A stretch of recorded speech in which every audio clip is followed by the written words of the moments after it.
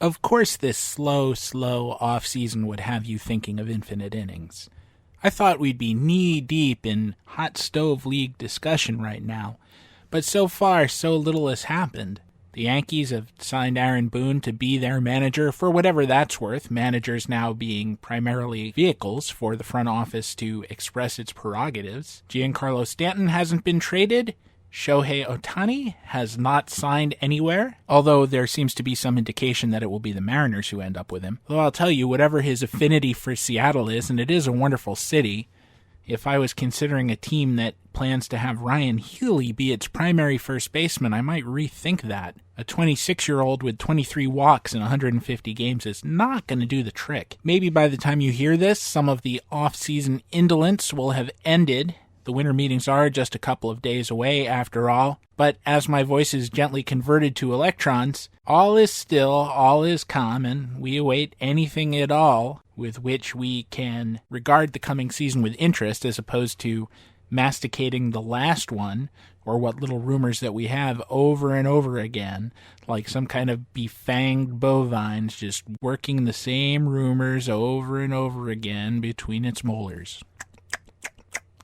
I keep thinking that this must be what it felt like to be at the Tigers-A's game in Philadelphia on July 21st, 1945. That is, if you were fortunate enough to be there and weren't one of the 2 million Americans making their way home from the just-concluded European War, or one of the 400,000 who were going to remain behind to form the German occupation force, or for that matter, one of the 6 million Americans still in service in the war in the Pacific and thinking that sometime between then and November that the Japanese home islands were going to be invaded and it was going to be a bloodbath that might very well involve you personally. In fact, only about 4,500 were at this particular game, which is too bad in a sense because the Tigers were on their way to the pennant, and Hank Greenberg was one of those Americans who had already gotten out of the service and was back in uniform for the Tigers. But then again, maybe it would have been better not to have been there, because Greenberg didn't start, and one of the few other future Hall of Famers on the field that day, George Kell, went 0 for 10. And as that 0 for 10 suggests, it was quite the long afternoon. That day, the Tigers and the A's played to a 24-inning 1-1 tie. The game started at 3 p.m., went about 5 hours, and was called on account of darkness. The Tigers starter was Les Mueller. He pitched a cool 19.2 innings. The only run he allowed was unearned. And the A's starter, who had a comparatively light day at 13 innings, was sidearmer Russ Christopher, allowed only 5 hits in those 13, struck out 8. I probably shouldn't have called him a sidearmer. As I understand it, he threw almost underhand. And he was very successful doing it, but he didn't have much of a career because he had a literally fatal flaw. The whole reason that this 27-year-old was in a baseball uniform instead of a military uniform throughout the war was that he had rheumatic heart disease, and whenever he pitched, he risked dropping dead right there on the mound. He had been a Yankees prospect, and in 1941 the Sporting News profiled him and noted that although he was 6'3", he only weighed about 170 pounds. They suggested he gain weight. Well, he probably wasn't capable of gaining weight. That winter, the A's grabbed him in the Rule 5 draft, and he was one of the more successful picks in that draft ever, although we don't talk about him very much because the initial phase of his career took place during World War II against lesser competition, and of course the one-loss record used to be everything, and with generally poor A's teams he went 51-62. But his 3.40 ERA in that period was a little better than league average, especially if you park adjust it. Shibe Park was a small park. But as it turned out, that 13-inning game was the beginning of the end for him as a starter. He actually bounced back okay, struck out 12 in 8 innings in his next game, but over the remainder of the season, he just wasn't the same. He didn't have the endurance to hold up to a starter's workload at that time, and Connie Mack gradually shifted him to the bullpen. And in 1947, and this is the same year that Joe Page was opening eyes as a relief ace for the Yankees, literally picked up the name Fireman Joe Page, that's where it came from. In 44 games spanning 80.2 innings, Christopher won 10, he saved another 12, and had an ERA of 2.90, and that got Bill Veeck's attention over in Cleveland. I'm not saying that Veeck recognized the saves, because saves hadn't been invented yet, those are all retroactively figured, but just that Baseball minds had begun to understand that it could be very handy to have a good pitcher to work at the end of games. And in Vec is in Rec, his autobiography, Vec tells a story about trying to get Christopher away from Mac. Mac was reluctant to make a deal, not because he ever hesitated to trade somebody at that time, particularly for cash, but because Christopher was in the hospital at the moment. Vec offered Mac $25,000 for Christopher, and Mac said, "But he's in bed now with pneumonia. I'm afraid this may be the final blow to the poor boy." Vec insisted, and Mac resisted. "It would be a terrible thing for me to do to you. He's a sick man. He can't play." Vec also had to talk Christopher into it. Christopher said, "I think you're crazy, but you have my word on one thing. I'll do the best I can for you." So Mac took his $25,000. The Indians had a relief ace, and with some very careful handling, Christopher went on to lead the American League in saves with 17 in 1948. The Indians won the pennant and the World Series. The American League went down to the wire that year, with the Indians and Red Sox finishing in a tie and the Yankees only 2 games back. Page had an off year. The Red Sox didn't have a bullpen at all. And so, although Christopher didn't figure in the playoff game between the Indians and the Red Sox that sent the Indians to the World Series, you can argue that he was one of the key factors in the race. By careful handling, they only put him in 45 games. He threw only 59 innings, which is maybe fairly typical for a closer now, but unusual then. But they had to do that because, as Vec remembered, Christopher's lips would turn blue if he threw more than a few pitches. Vec was indulging his penchant for exaggeration there. Christopher had a number of appearances over an inning long, one as long as 5. And what really seems to have happened is that from time to time they would shelve him and let him rest up. But nonetheless, he did have kind of a soft season by the standards of the time. He only pitched in 1 game of the World Series, Game 5 out of 6. He didn't get an out. He was literally done. And once the series was over, he was forced into retirement. He died in December 1954 at age 37, just after the Indians won their next pennant. Vec said that by late summer, the team could see that Christopher was laboring and that he told him, "Look, you've done your part. If you want to quit now, go with my blessing." Christopher refused. I admire that. Life is full of centrifugal force that tries to prevent you from doing what it is that you want to do, and sometimes it denies that you're even good at what you want to do. If you're a writer, if you're an artist, you know rejection. But you know what? It's not fair to say that only writers and artists and actors and musicians know rejection. Accountants know it too. Accountants, business executives of all sorts. There are always people who are trying to say that, no, we don't need you. No, you're not as good as you think you are. And it's very easy to get it into your head that they're right and believe that you should quit, that it's never going to work out for you. And you know what? It might not.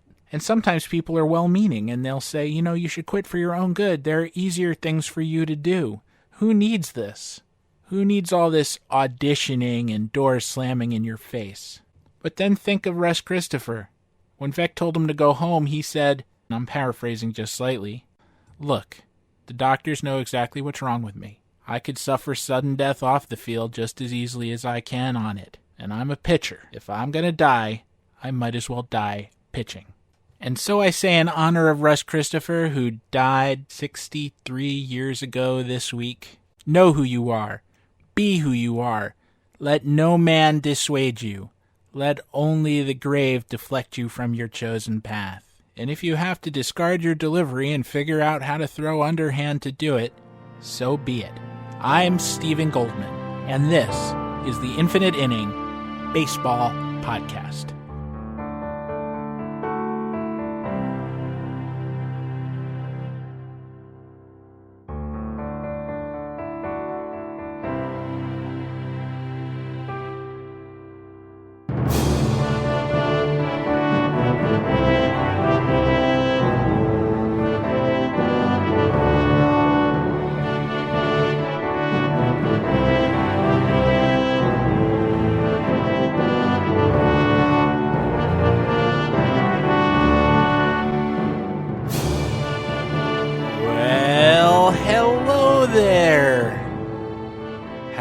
George H. feels about these revelations?" Europa Johnson asked. "What do you mean?" I said. "George H. has been dead for 15 years now." But his diaries, Europa said. They suggest he had some, here Europa blushed, unorthodox tastes. They don't suggest, they outright prove it. But George H. is beyond embarrassment now. You mean you haven't heard? Europa asked, bugging out his eyes. The scientists have proved it. The dead can feel embarrassment. It's the only thing they can feel. A great fear gripped me then. The grave would be no refuge. All my sins would find me out. And that was when I entrusted Europa with my own journals and begged him to run far away and bury them in the world's most obscure, remote spot. Episode 32. And failing that, New Jersey. Welcome back to the show. In just the small amount of time between when I recorded my plaint at the outset, saying that nothing much had happened, something happened. Not one of the big moves we had been anticipating perhaps, but the Seattle Mariners, for reasons known only to themselves, picked up second baseman Dee Gordon from the Miami Marlins, along with some international slot money, in exchange for 3 of their few prospects. They intend to take Gordon and move him to center field, and all I have to say to that is that last year the average center fielder in the major leagues had a .333 on-base percentage and a .431 slugging percentage.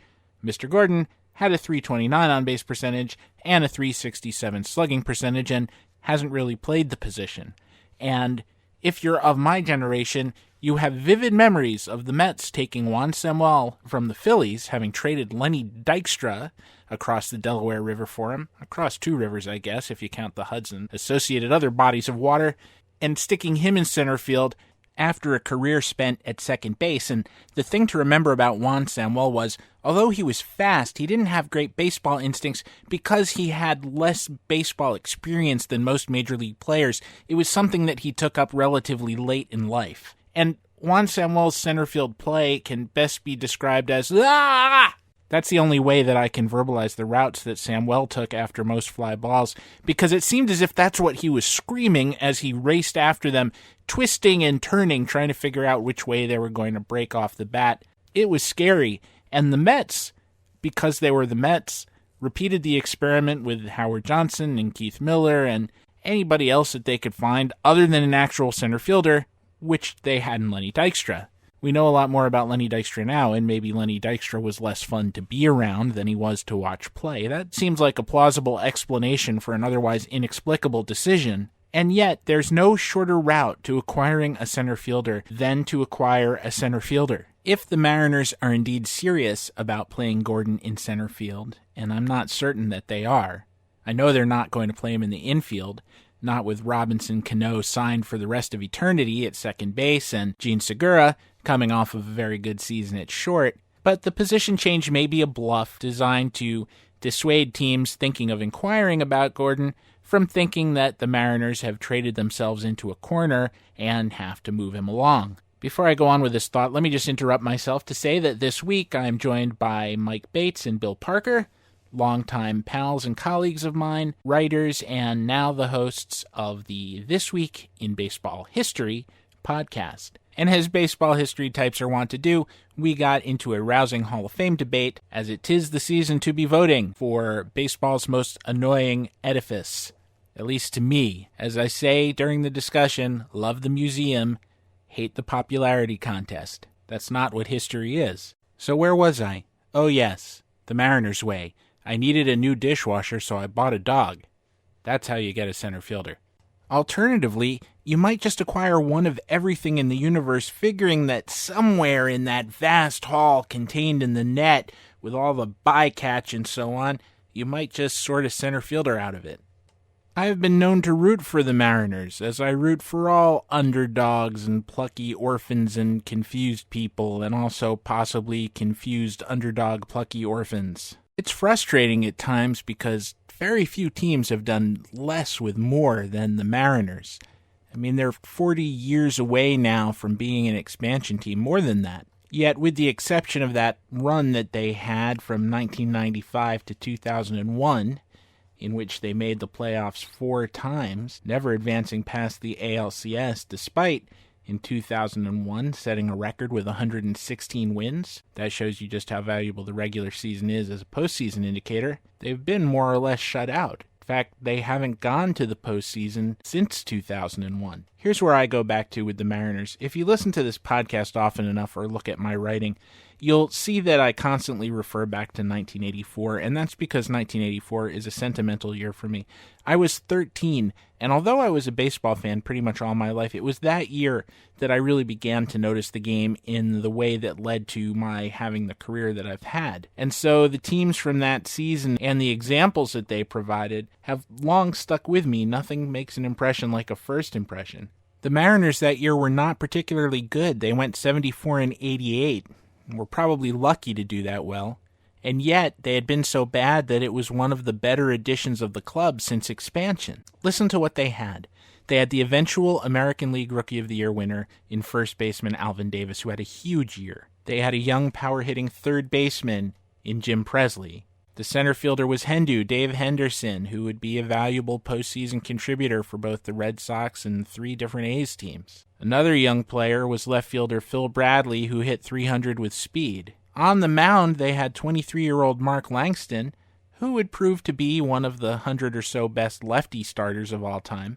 And during that season, they brought up a trio of promising young players: second baseman Harold Reynolds, Danny Tartabull, who was an infielder at that point, and outfielder Ivan Calderon. Even if none of those guys were future Hall of Famers, they were all future All-Stars. Only Harold stuck with the Mariners. The other 2 were traded for pretty much no return. The Mariners didn't have a future championship club as it then stood, but they had the kernel of something that you could build around. Big if, you made the right moves. They mostly didn't.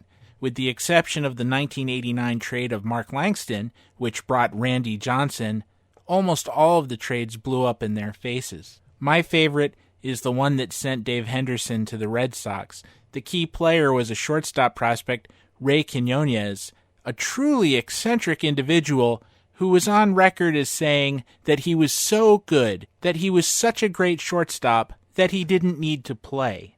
Others, who could benefit more by the experience, should play in front of him so that they might struggle to attain his level of excellence. It is important only for purposes of this story that I inform you that the starting catcher was a fellow named Bob Kearney, a confirmed non-hitter for whom the Mariners had traded their closer of the previous 2 seasons prior to 1984. I should also tell you that the manager was Del Crandall, the old catcher for the Milwaukee Braves pennant winners of the late 50s. He was kind of a disciplinarian, didn't relate well.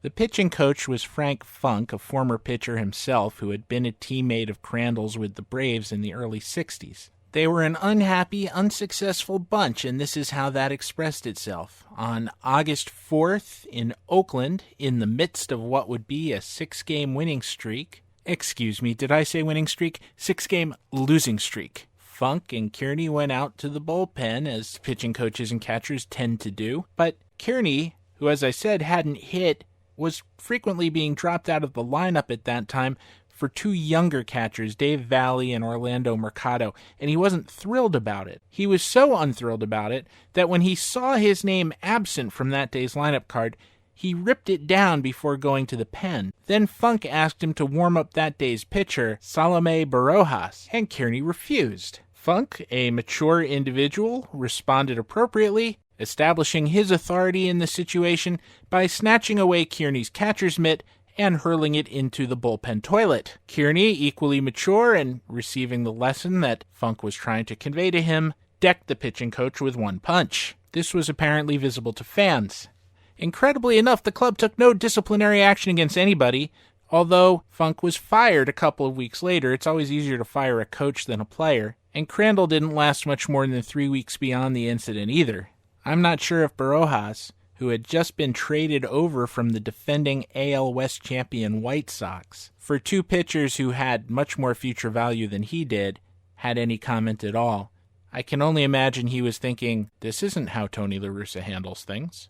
In any case, that was all a very long time ago and probably doesn't have much relevance to now, except that those Mariners were 74-88 and today's Mariners were 78-84, and nothing much really seems to have changed. I see that some commentators have already remarked that Dee Gordon will be a vast improvement over Jared Dyson in center field for the Mariners, except there are a few things wrong with that sentiment. Jared Dyson is a very good glove in the outfield, and we don't know what kind of glove Dee Gordon will be at all. And remember how I told you that Gordon has a career .329 on base and a .367 slugging percentage? Well, what do you think Dyson did in 2017? .324 on base percentage, .350 slugging percentage. As they used to say during the gas rationing days of World War II, is this trip really necessary? Hey, at least Mike Zunino has never refused to warm up Erasmo Ramirez, right? We'll pause for a word from our sponsors, duck any punches thrown, and then I'll be right back with Mike Bates and Bill Parker.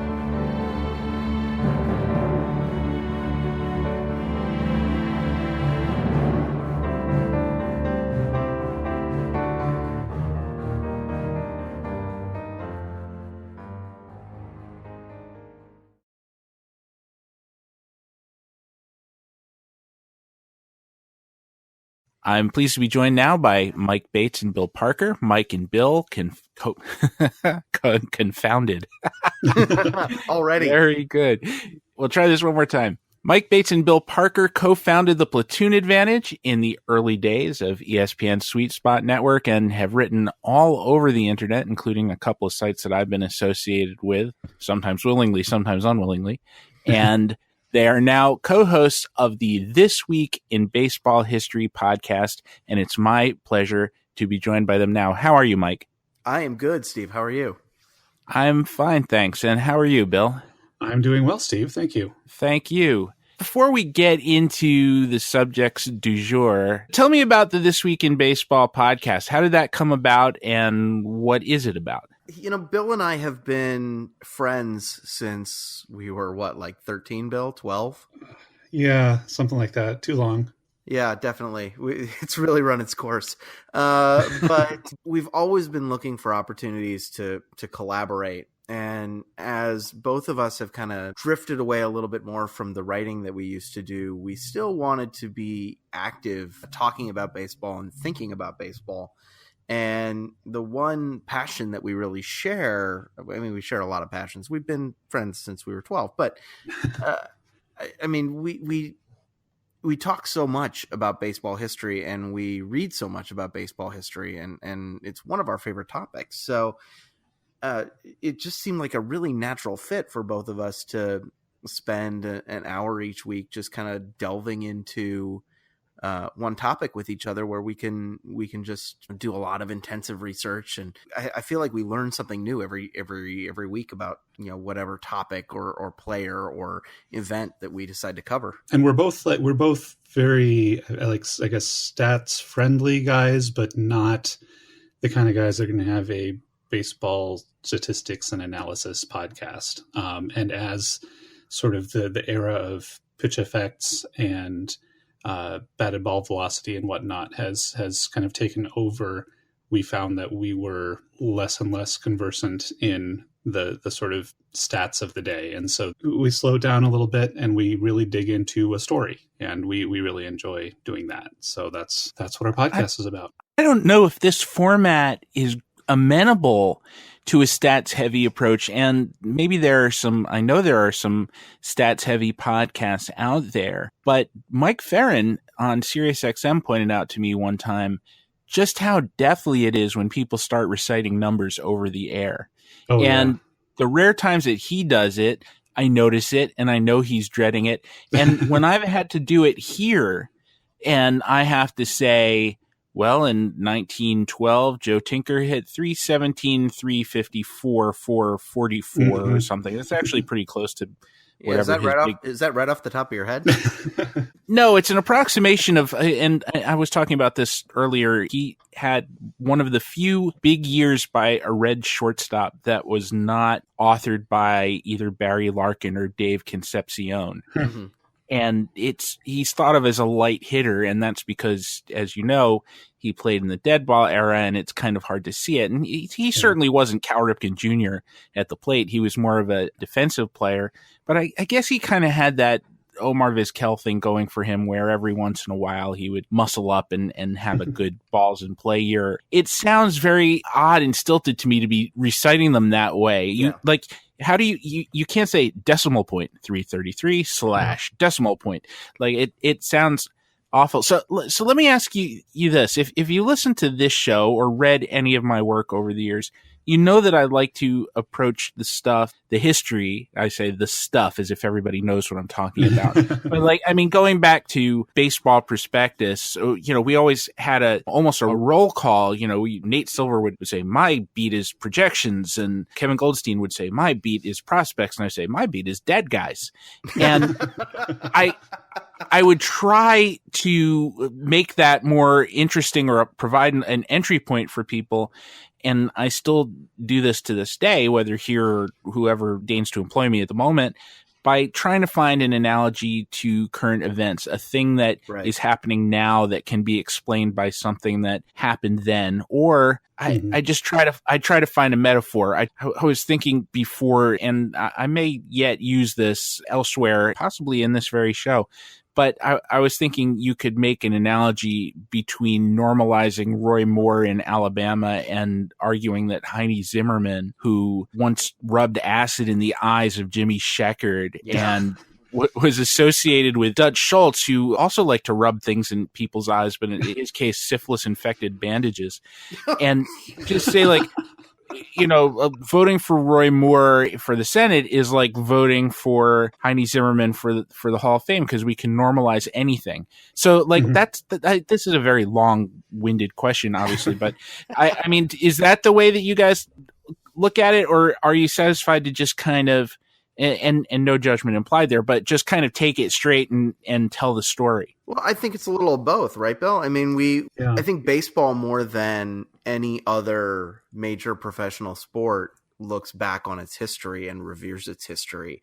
And the opportunity to look back at anniversaries or birthdays or deaths of events, events don't die, but anniversaries of events allows us an opportunity to talk about something that's relevant that week, while also I think Bill and I do try to take an opportunity to provide some context for why that thing is important today. Our most recent episode, we talked about interleague play and the genesis of interleague play, and we talked about the process by which the idea of interleague play kept getting introduced over and over and over again, and it really took the right circumstances with the league and the commissioner and the kind of desperation that was going on before interleague play finally went from a crazy idea that people thought about to a crazy idea that was actually implemented, and that wound up, as Bill pointed out, being fairly successful. And next week we're going to talk about the genesis of the Anaheim Angels, or Los Angeles Angels of Anaheim, or whatever they're this week, and how Gene Autry came out of an impoverished background in Oklahoma to become this magnate, and the direction that franchise took over the course of his tenure as the owner. These are questions that I think are still relevant today as we look at where baseball is. So I do want to thank you guys for one thing, which is that you use the old theme music for This Week in Baseball. And yeah, we might get in trouble for that at some point, but yeah, I worry about those things too. But you know what? I mean, it was in retrospect, a better show than I gave it credit for. And I think it might be that we needed that kind of distance on it. Cause at the time I remember feeling like Mel Allen is so corny, and we just saw these games. Like I don't need that the half hour with commercials, 18 minutes or something of these little, basically sometimes just more like a blooper reel than anything else, because it was always, the guys falling down of the week. It wasn't just the great plays. They made a point of having the bad plays. And then a couple of years ago, it's probably more than a couple of years ago, Amazon or Major League Baseball via Amazon was selling manufacturer on demand DVDs of the first season and a half of This Week in Baseball. Oh, that's cool. And now, and I hope you can still get it if you guys don't have it, it's an awesome time capsule. Yeah. And now you have highlights of guys that you can't, have been retired for 30 or 40 years. So in retrospect, I was just wrong. Well, I mean, I don't know if Bill watched it. Bill, did you? Oh, yeah, sure. Yep. But I didn't have cable. So really the only way for me to watch a lot of like teams that I don't usually get a chance to watch or players whose baseball cards I have was to watch This Week in Baseball History in the This Week in Baseball. Late 80s, mid to late. Yeah, This Week in Baseball. You've annexed it. Yeah, right. Exactly. Well, copyright infringement. Now we're definitely going to get sued, yeah. Yeah, definitely. The only opportunity that I had to see these players was through This Week in Baseball. And, you know, I was still too young, I think, and dumb to think that Mel Allen was hokey. Yeah, I think that was me too. I mean, it was a great chance to kind of catch up on the rest of the league when I had cable, but even with cable, you get the Twins and the Cubs and occasionally the Braves. Right. And that was it. So it's not like, it was kind of like the weekly version of the, MLB Network nightly show as far Plus, as. I think, didn't we kind of revere Mel Allen and Red Barber a little bit? Like, didn't you have a one of those, you had a computer game yes. that had their commentary, right? What was that? I did. I think it was called, it was Old Time Baseball or something like that. Jacob Pomrinke has that. He got like a ported copy recently, and I'm so jealous. It was actually Mel Allen and Hank Gowdy. Oh, okay. Huh.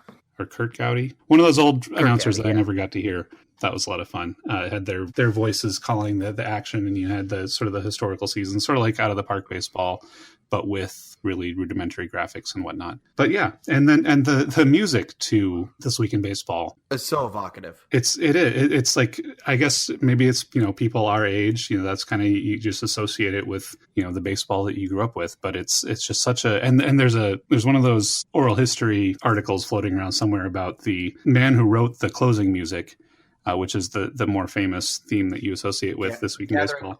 Gathering Crowds, yes. It's called. And he's a British man who had never seen a baseball game, and he'd just written that and put it out there for public consumption. You go on a early 80s version of a website, there's probably a book somewhere, a catalog, and you pay him your money and you use it. And that's how they got that theme. And it became, sort of permanently associated with baseball by total random chance, but it's great. The Monday Night Football theme also, I think, was written for purposes other than football and was used in other venues before that. Now that's what people think of it is, but I remember hearing it in other places.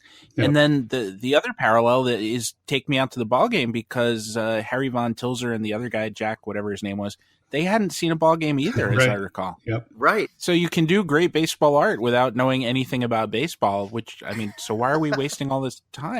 All this preparation, just go into it. And I love that they never do, of course, the verse to Take Me Out to the Ball Game, but the protagonist is a huge female baseball fan, which is just great. I wish they just sing the whole thing. I knew the words huge and female were going to be associated there, and I was just worried.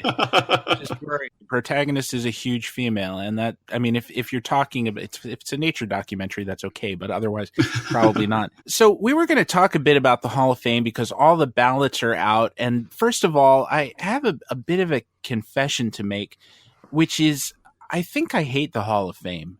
Oh, no. I mean, I like the museum part of the Hall of Fame. I hate the plaques and voting part of it. And I'll tell you why, and then I'll give you guys an opportunity to respond, which is, I guess all museums make value judgments, but it's not so visible.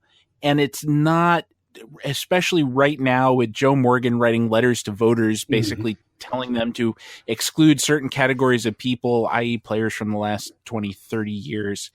It asks people to edit history, basically, and it turns history into a popularity contest.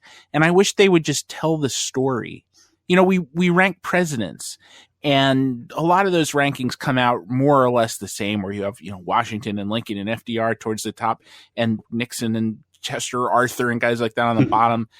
Chester Arthur, because his big accomplishment is, civil service reform, and he inherited the job from an assassinated president and so on. But you don't just not list Chester Arthur the way you don't list Lou Whitaker, because one way or another, Chester Arthur is part of telling the story. Right. And so I just wish we didn't have this Miss America contest for baseball players that offers of validation that they're not empowered to offer. Because if a BBWAA member says a player is great, doesn't mean anything. That's, as they say in The Big Lebowski, that's just like your opinion, man. And it doesn't matter. So if you know the story, then you know who matters. And we're about, just to pick one guy at random, we're probably about to see Scott Rolen go off the ballot in the same way that Kenny Lofton did. But you can't not mention Kenny Lofton and Scott Rolen or pretend that they weren't worthy. You can make that argument in any number of ways, and whether we go back to the statistics and do it, or just, again, tell the stories of their career, the places that they appeared, the important games that they played in, they were part of it. I'm getting there too. I've always loved the Hall of Fame, and Mike and I actually went back in 2001 together, and it was a great experience. It's a great place to walk around and see all the plaques and whatnot. But yeah, there's something kind of crazy about this sort of Boolean system where it's you're in or you're out. Ted Williams and Chick Hafey are both in, and while Kenny Lofton and Jimmy Wynn, and therefore are equal. Yeah, it's screwy, and I think so I've kind of fallen out of love with it over the last several years, and I think part of it is all this sort of steroid nonsense and the sort of moralizing about what it's all about and who belongs in and whatnot. But part of it is probably also witnessing the process playing out over 25 years or so of aware fanhood.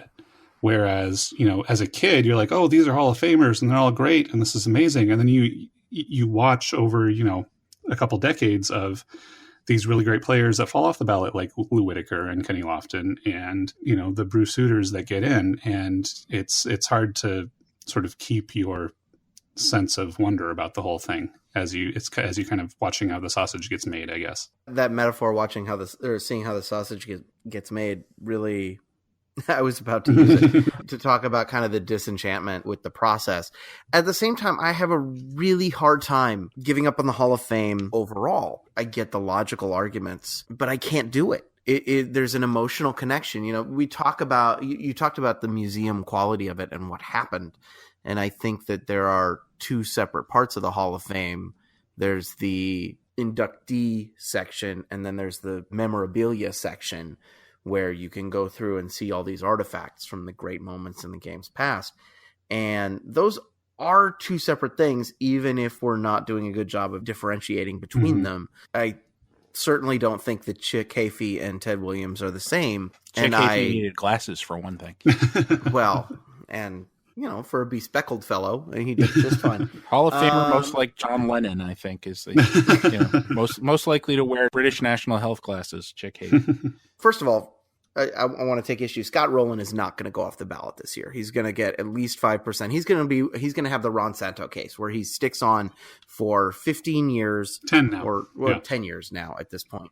10 now. We're going to be arguing about him for the next 10 years, which is going to be a bummer, and it's going to be super frustrating. And there's an off chance he gets on in year 8 or 9, but chances are he winds up in the Veterans Committee or whatever they're calling it now. But I have this emotional attachment to the Hall of Fame that I can't get rid of, and I don't entirely understand why. Like, logically, I get the argument that this is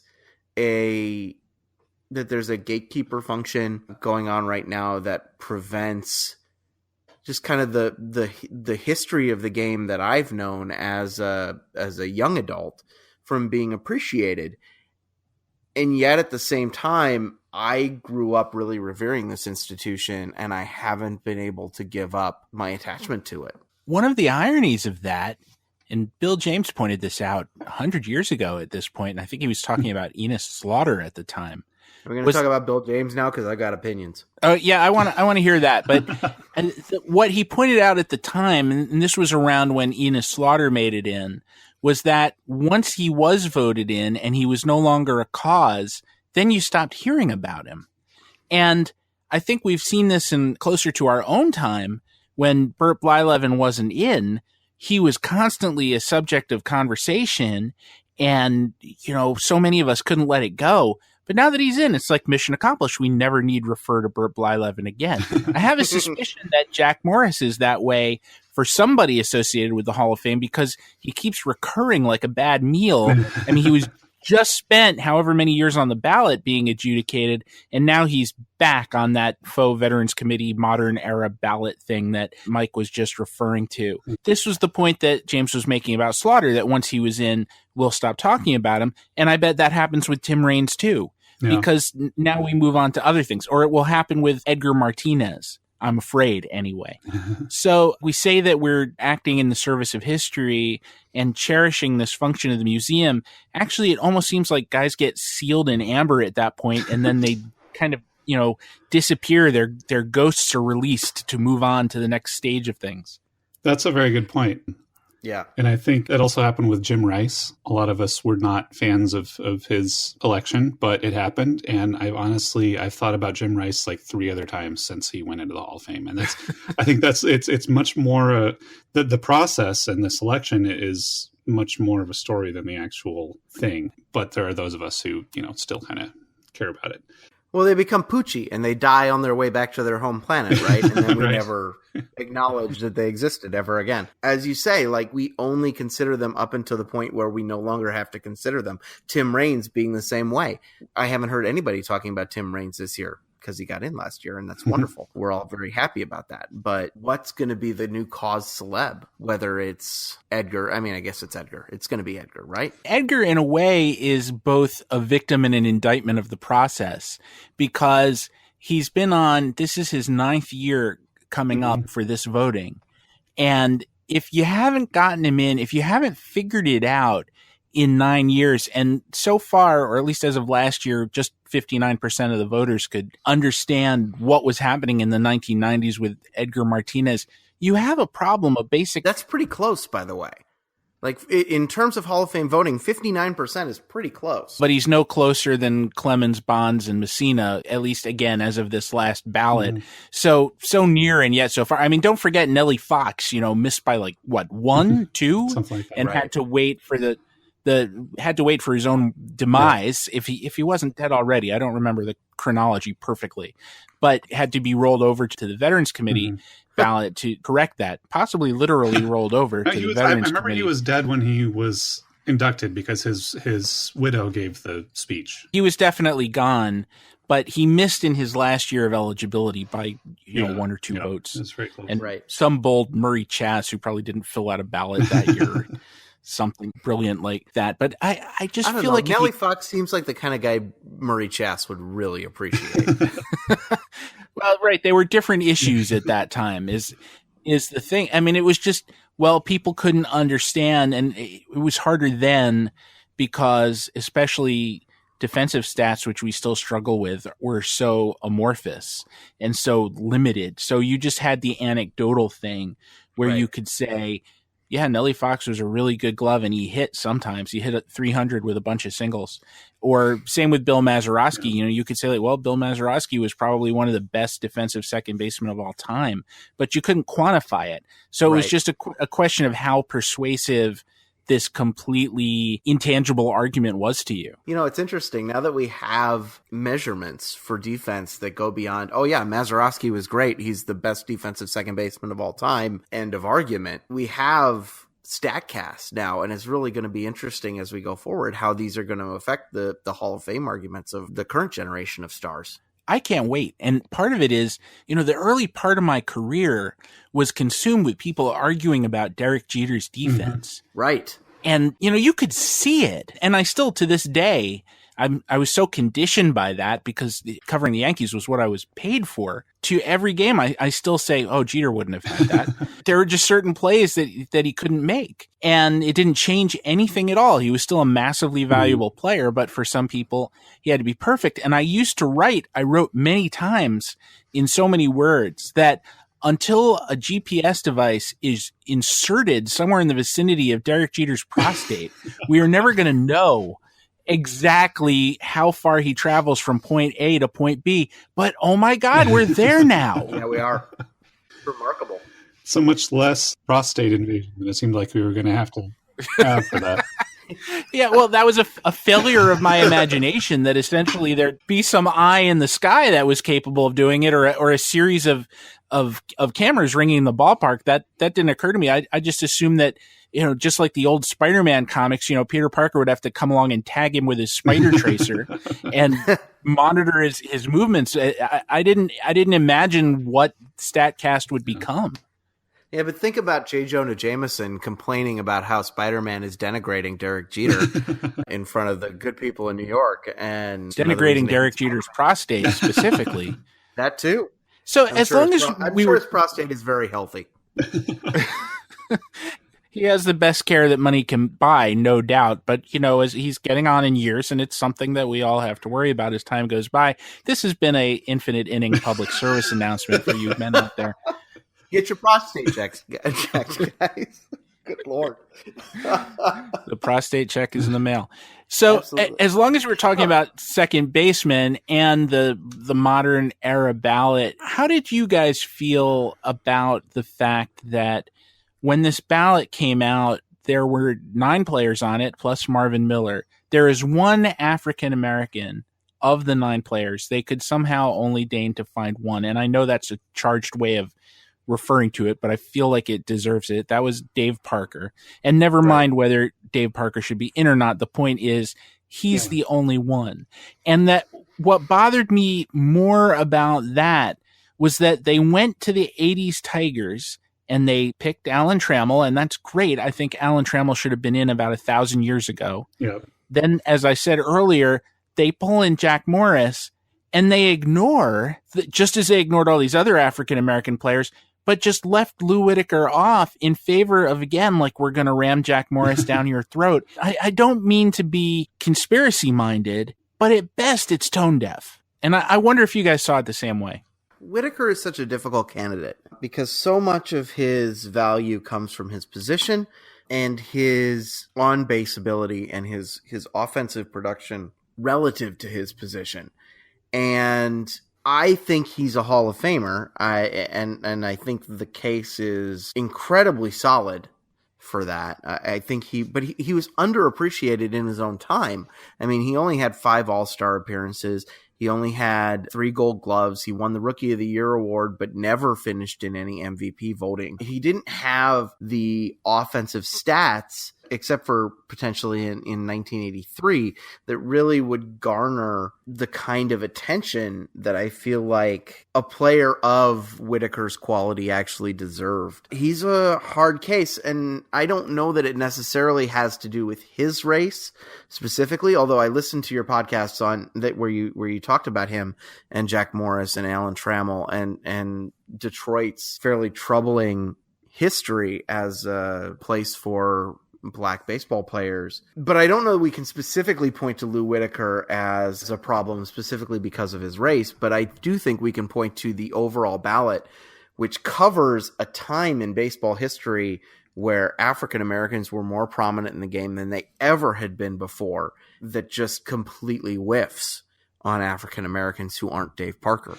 Absolutely. And it is kind of whether it's racially based or not, and I suspect it's a little bit of both, it's a way of kind of doubling down on the injustices and various prejudices of the time that they played. I mean, what Mike said just now is, you only had the 1 top 10 MVP finish and oh wait, one. You're right. And number 8. 5 All-Star games.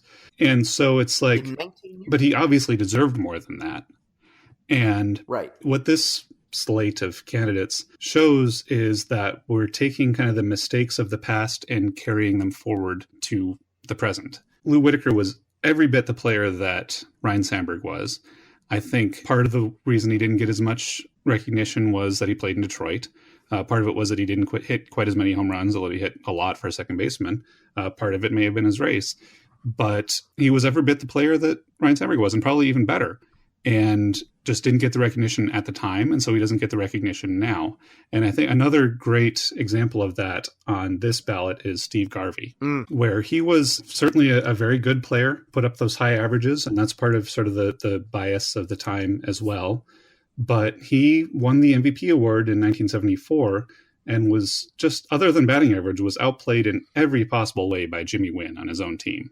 Jimmy Wynn, was African-American, was a better player than Steve Garvey for his entire career, has never come close to the Hall of Fame in any sort of method. And then Steve Garvey finished second in 1978 and was probably outplayed by Reggie Smith on his own team. Another outfielder, another African-American who I think would be an excellent addition to the Hall of Fame, who has never come close. So I think you're onto something there, but I think part of it is that the way that the Hall of Fame is structured carries these biases, whether they're racial or batting average based or otherwise, from the past into the present. And that's a problem with the way that things are done. Especially considering who votes on them and who votes on the awards and who is responsible for writing about these players in the first place. Yeah. Steve here, interrupting with our second and final ad break. Let's all go to the lobby. Let's all go.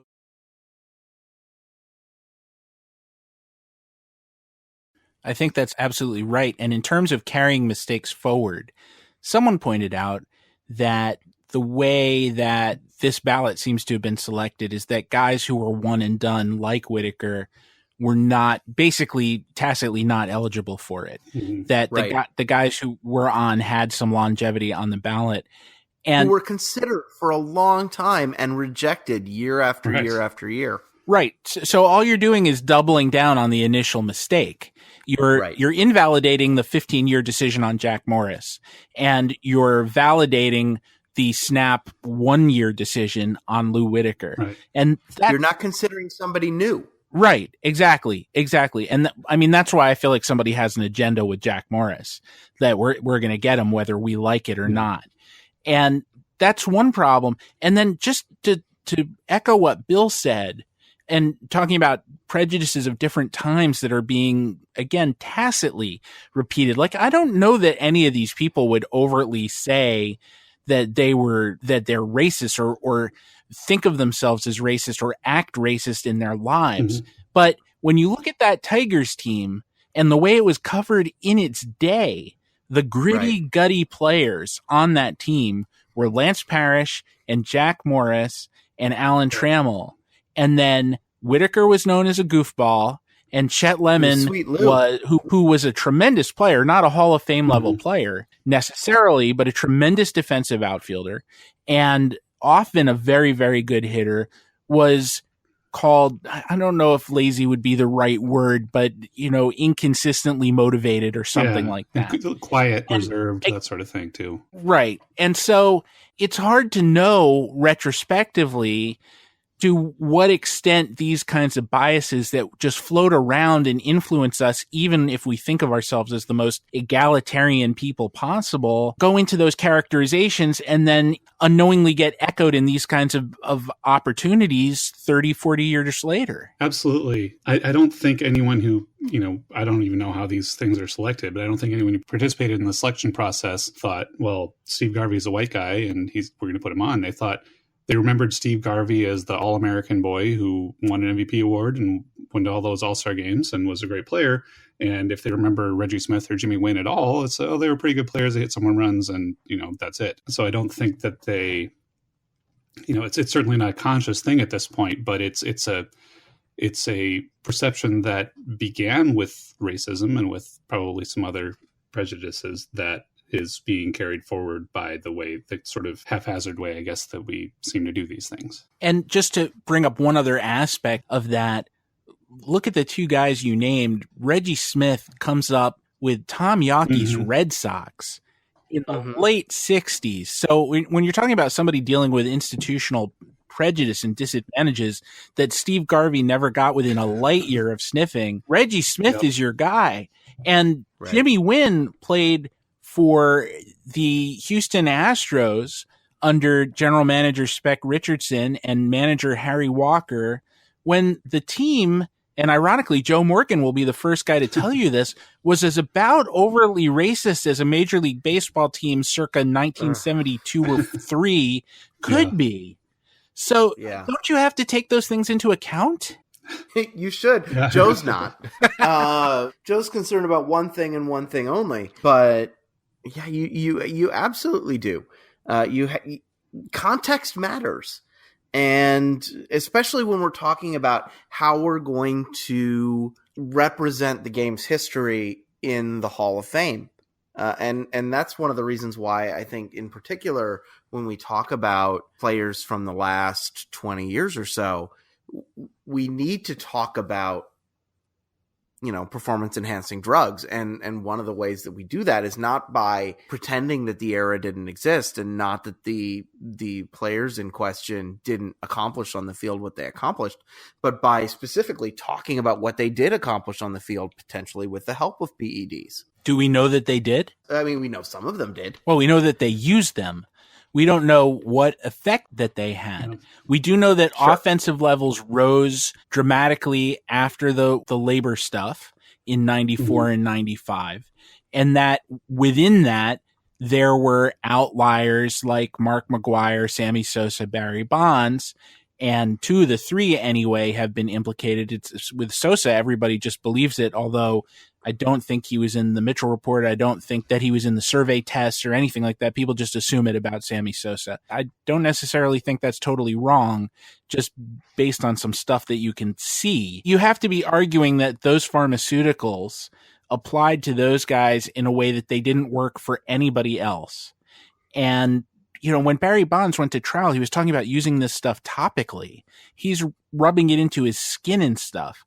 And I just don't see a straight line from there to hitting 73 home runs in a season, especially when no one else is doing that. It doesn't work that way. And I've used this analogy many times before, that it's like Popeye's can of spinach, and you take this drug and suddenly you or I are hitting balls over buildings. Like, you still have to be an incredible player and have ridiculous skill, and even then, not everybody was hitting 70 home runs this season. So, I mean, do we really understand what they did and how to separate it from things like Coors Field being in the major leagues, or the fact that the ball expansion, the ball was, anything. I mean, if you don't look at context, as you said, Mike, 30 years from now, somebody whoever, inherits whatever the version of this podcast or your podcast exists at that time, when they'll be beamed directly into our cerebral cortexes, will be saying, well, Didi Gregorius should be in the Hall of Fame because Didi Gregorius hit 20 or 25 home runs in a season. And how many shortstops do that? And if you don't know, well, everybody hit 20 or 25 home runs in 2017, then, I mean, you can make a mistake that way. And it's the same mistake that the Hall of Fame made with all those 1930s players, like Chick Hafey. So, well, I've written about that quite a lot, and probably most of them are lost to the internet black hole now. But to buy the common narrative that the offensive explosion of the 1990s and early 2000s was caused by steroids, you have to believe that everyone all at once in 1993 decided to take steroids, which had been around since the 60s or 70s, because that was when the big jump happened. Coincidentally or not, was also when the league expanded, and it just doesn't line up. So many of these stories don't line up. Not that this is relevant to a Hall of Fame story, but the Brady Anderson case, where he suddenly hit 50 home runs in 1996, and never did anything like that again, and so everybody assumes he was on steroids for just that 1 year. But that was the year before his contract year, so he took them when they wouldn't benefit him financially in any way, and they worked fantastically, and he didn't get caught, and then he stopped. These common assumptions that people make about steroids that sort of devalue this whole era, and none of them make any sense. That's just, they just don't. Well, and then the argument that drives me nuts is that somehow these players took a shortcut and weren't working as hard. And, I certainly understand the idea that players who took PEDs were cheating. I don't think that's right. I think that taking them was a choice that they made that was both against the rules and was ethically wrong. But at the same time, they weren't taking these supplements to somehow work less hard than other players who were playing baseball at that time. They were working as hard or harder, such that they were even risking their bodies and taking these so that they could bounce back from workouts even faster and do more. Again, I don't necessarily think that makes them right, but it does when we talk about their achievements on the field, it's vastly different than when we're talking about something like, Pete Rose or Joe Jackson. These were guys who wanted to win so much and achieve so much that they did more than they were supposed to, ethically and within the rules. That's a hell of a point, because there is no such thing as steroids and Netflix and chill. By which I mean, like, if you and I... It's like Cartman. When Cartman took all the muscle powder and then just sat around. Beefcake! Like, no! It's not how that works. No, not at all. If you take it and don't do anything, you might as well not have taken it. You still have to go to the gym and turn that supposed advantage that you're given into muscle. But the muscle doesn't necessarily mean that you're squaring up baseballs. And the other part of the narrative that no one who is so traumatized by this copes with is the fact that for every Rafael Palmeiro or Ryan Braun or whoever is implicated, there are so many more guys who can't get out of the minors who get caught. Even today, they're the guys who have the economic incentive, because using and improving might mean getting to the majors where you get into actual money. Right. And it doesn't work because they just don't have that kind of talent. They don't have the talent. No matter how hard they work, they aren't going to get there. And that's, look, I feel awful for them. They have dedicated their entire lives to get to a level that they're not going to get to. And I certainly support any efforts within the rules, and maybe even outside a little bit, that they can get to earn enough money so that they can live off that and feed their family. No, that's a fantastic point. Like, steroids don't turn you into Barry Bonds. No. Barry Bonds is Barry Bonds, and then he maybe takes something, probably takes something. Come on. And, he's able to play longer and stay on the field more and hit more home runs that way. Right. And that gets to a great point too. And I didn't mean to turn this into a steroids debate. Right. No, we're here. Joe Morgan did this to us, guys. Right. Yes, that's exactly that I was going to say. So if the real effect is that Barry Bonds can play into his 40s at this incredibly high level when other guys might have declined or retired, or that he can bounce back faster or be more flexible or whatever, then we're making a very arbitrary distinction between steroids and Tylenol, or steroids and aspirin, or for that matter, steroids and Band-Aids, because anything that just isn't the package that is your body is an artificial enhancement. Coffee is an artificial enhancement at that point if it keeps you awake an extra 15 minutes. Amphetamines are an artificial enhancement.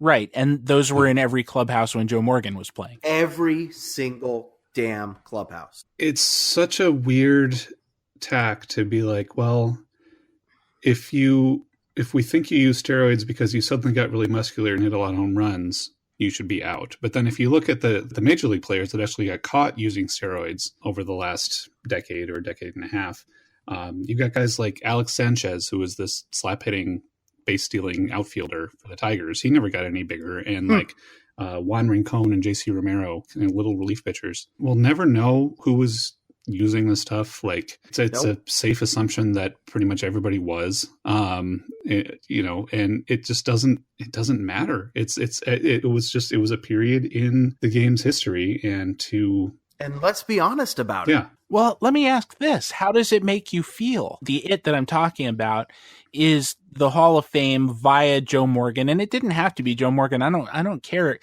could come through Ted Williams' disembodied head for all I care. But the point is that there's a message that they are delivering and have been delivering. And what they're saying is the 1990s, the early 2000s were illegitimate. They didn't happen. And for all of the games that you watch that Roger Clemens or Bonds or Manny Ramirez or Gary Sheffield were in, that didn't happen. That was a hoax. It was an imaginary story. 1998, which saved baseball after all that labor stuff with the home run chase between Sosa and McGuire, among other wonderful things that happened that year. That was a hoax. And I don't know about you, but I feel, I don't know, hurt is too tender a word, but offended in some sense that I am being told that all that was just a vast waste of time. It was not real baseball. Well, it's legitimizing what it means to be a Hall of Famer, right? And it's about who gets to control what a Hall of Famer is. And Joe Morgan is saying the Hall of Fame is for us, the legitimate players who played before steroids were a real thing, or a rampant part of baseball. Whereas, I watched baseball from 1996 until 2004, and they played those games, and those games mattered. I mean, both in terms of, in the league and financially, and to me as a fan. And I don't think Joe Morgan has the right to tell everybody that those games didn't matter, aren't important, that we should disregard those. How is that different from a Soviet style just erasing of somebody from the team picture? I mean, it really is literally editing the record. They need to acknowledge it. The hard part is that to talk about this stuff in this way suggests in some circles that we are saying that steroids don't matter, that this thing that is harmful to your body, that is cheating players who didn't use and who naturally were able to, although what does natural mean? It means you're not getting contacts and you're not taking any kind of supplements, but we're able to stay in the major leagues. I think steroids are bad. I don't think people should take steroids, but I also think that life is complicated and that we can't ignore an entire era of baseball's history. And we can't ignore the fact that Major League Baseball either turned a blind eye or encouraged what was going on in the league. And we can't ignore the fact that we all enjoyed the hell out of this era. I mean, it was fun, guys. Yeah. And another issue with it is that they're not ignoring the entire era. They're pretending that steroids make you a super muscle man and make you hit a lot of home runs, and that's bad. And that's the story. And that's clearly not the case. I mean, I would submit that, JC Romero and Alex Sanchez demonstrate that we can't know that Greg Maddux and Ken Griffey Jr. didn't use steroids. No, we can't. And so the selectivity based on a clearly oversimplified understanding of the whole issue is, I think, what drives me crazy. Like if you're gonna, it would almost make more sense if they did just pretend the entire era didn't happen, but they didn't. They picked and chose the big muscle man, to be the villain in the story, which is just nonsense. Nolan Ryan lasted until he was 46. Yeah, and he played with Pudge Rodriguez and Jose Canseco and Juan Gonzalez. And Tom House was his pitching coach, and Tom House admitted to using PEDs in the 1970s. What about are we if we're playing the suspicion game, how is Nolan Ryan not under suspicion for using substances to enhance his ability to stay on the field late into his 40s? Or Ricky Henderson, or any number of players from that era. There's just no way to exclude anybody. Sorry, Carlton Fisk had all his highest home run years after age 37, after he'd been catching for 3,000 games. In the wrong ballpark, too. Not Fenway Park, but Comiskey, which was impossible to hit a homer out. And I was going to say Babe Ruth was caught using a bat, for that matter. Oh, yeah. So sure. You can Gaylord play Perry's in the Hall of Fame, and he is the definition it's a joke. of a person who cheats at baseball, and we love him for that. I told him it was an honor to meet him at one point. Pud Galvin was rubbing monkey testosterone on himself.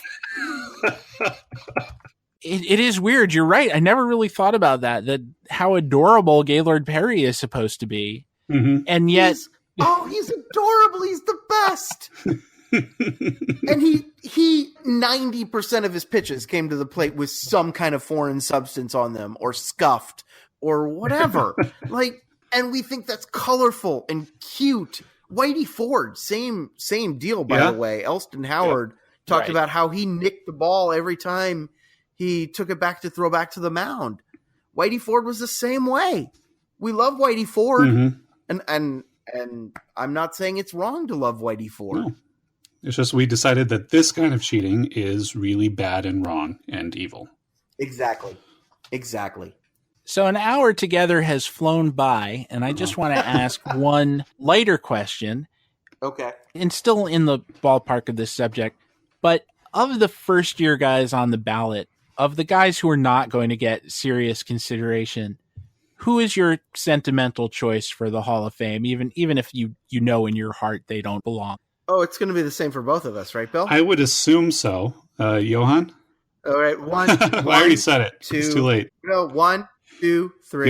Johan Yeah, absolutely. So this is just a parochial twins thing, is what you're saying. He was also was born either the day before or the day after me, so he was like the closest player to my age. Okay. I had a.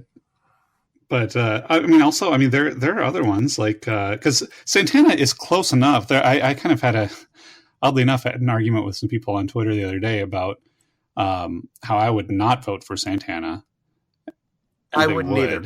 But he's close enough. He's close enough to that Koufax sort of like high peak, very little career value kind of thing that you can make a case. But if Koufax is your baseline, like he wasn't Koufax. But he was closer than you'd think. No, but I'm with you. I think you'd have to be better than Koufax in that Koufax period to get my vote, and I wouldn't go there. But he was close. Of the ones that you can't really make a serious case for, I guess I would probably pick Jamie Moyer. That was mine. Yeah. Oh, I like Jamie Moyer a lot.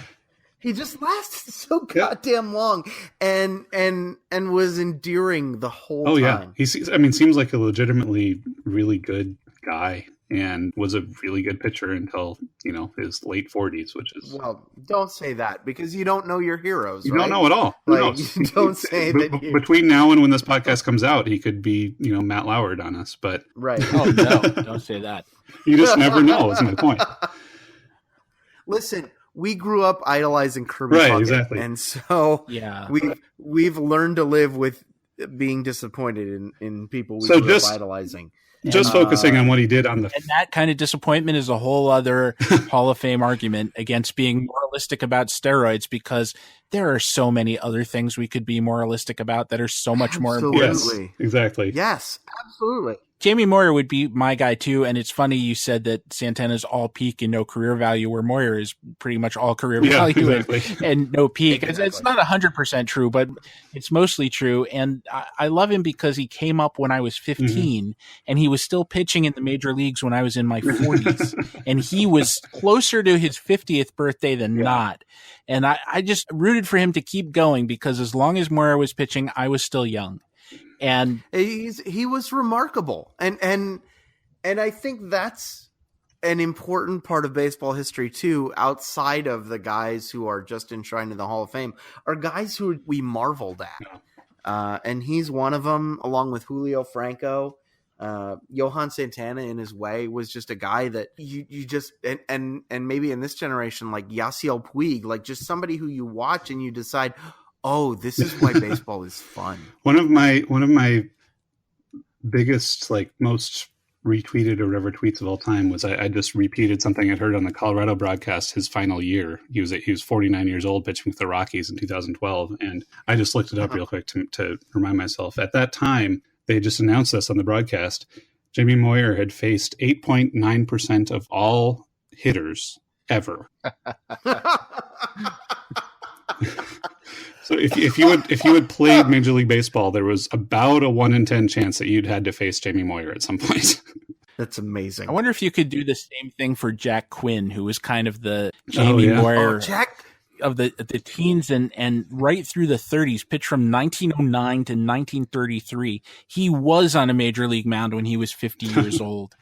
And I've pitched Jack Quinn as a podcast topic like a couple of times, and we haven't gotten there yet. We'll get there eventually, because I love Jack Quinn. Born, I think, in the Austro-Hungarian Empire. That's how long ago it was. By the time he was done pitching, the country of his birth no longer existed. There was a rumor that he was so old that he was lying about his age, and was so old that he had been in the Spanish-American War. And he had to walk around saying, Theodore Roosevelt? No, never met him. I was not a Rough Rider. Shut up. Don't say that. Well, at some point in the near future, all of the American-born players, there will come a point where they're going to be able to say that they were born in a country that never existed, or that doesn't exist. And there's a shot across the bow. And on that note, I never fear going there. And if we weren't at the 1 hour 10 mark, I'd be happy to go there with you, but I think we'll let it hang. All right. Guys, how do we find the This Week in Baseball History podcast? I mean, you just go to iTunes or Google Play or whatever, podcatcher you use to find podcasts. You can also find us at thisweekinbaseballhistory.libsyn.com or just Google This Week in Baseball History, and we show up pretty quickly in that Google search. 26 episodes to date. I congratulate you on that. That's almost as many as I've done in this here show, and it shows the commitment and the fact that it's catching on, and I think it's a wonderful thing. Well, we're just really excited to be able to work together and talk about something that we think matters, not just to us, but to other people as well. So there you go. Yeah, absolutely. And Mike, Bill, thank you so much for coming by. I enjoyed it greatly. Thank you, Steve. Steve, thank you so much. We had a great time. And absolutely. Anytime. It was fun.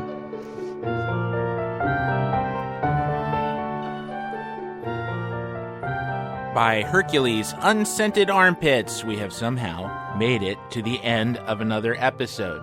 You can follow Mike Bates on Twitter at Mike Bates SBN, as in small bat, neutered. And you can follow Bill Parker at Bill_TPA,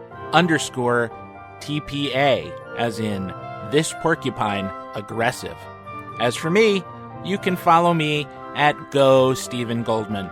Why at Go Stephen Goldman? Because Ghost Stephen Goldman would be too much like most of my other relationships. You can also write us, well, me, at infiniteinning@gmail.com. We have a sponsor now, but nonetheless, this episode is brought to you by the number 25. My producer recorded this episode on a piece of old aluminum. He says if it was good enough for Charlie Patton, it was good enough for me. I disagree.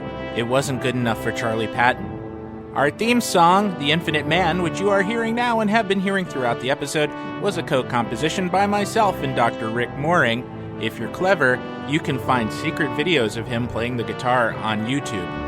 Well, if no one buys the item in the official Infinite Inning holiday gift guide marked Send Steve on a Permanent Trip to Andorra sans microphone, I'll be back next week with more tales and discussion from inside the Infinite Inning.